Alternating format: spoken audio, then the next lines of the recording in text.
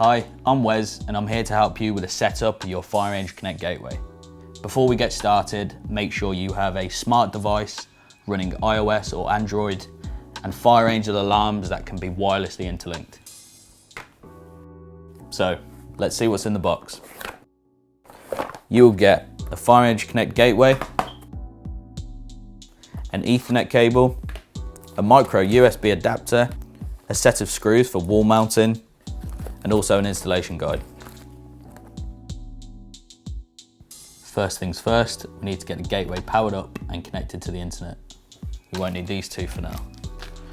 Take one end of your Ethernet cable and plug it into the port on the back of the device. Take the other end and plug that into your broadband router. Next, take your micro USB lead, place that into the back of the device, the other end into a mains power supply.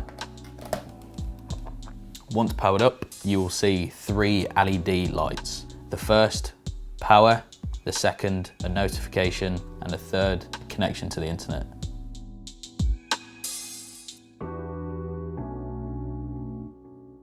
For this next step, you'll need your smartphone or tablet device.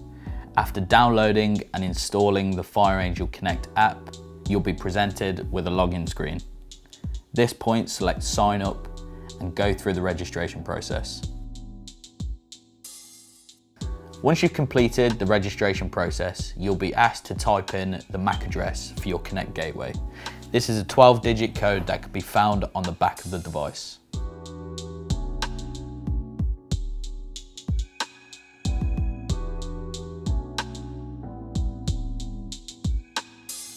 So, I'm going to take you through the simple process of interlinking FireAngel devices. Our system works on a mesh network, which means when one device goes off, they all go off. I'm going to create a network using a wireless smoke alarm, a wireless heat alarm, and a wireless carbon monoxide alarm. For this demonstration, I'm going to pair the smoke alarm to the heat alarm first, and then I'm going to introduce the CO alarm to the network. So what you want to do is make sure that one of the devices is on its base plate. Then with another device, remove the base plate and locate the interlinking button. Once I press this button, the LED will illuminate for 5 seconds. I then need to press a test button within that time.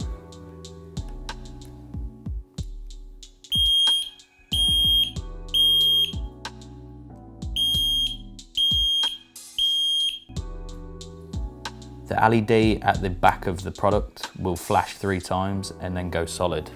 I can then place the product back onto its base plate, and if I want to test it,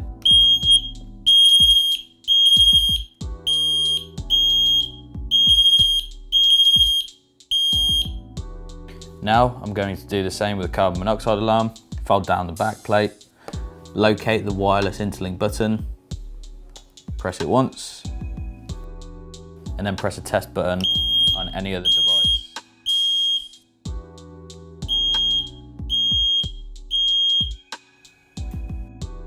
Again, the LED light will blink 3 times and then go solid. You can then test the network by pressing any of the test buttons on any of these devices and listen for an audible sound.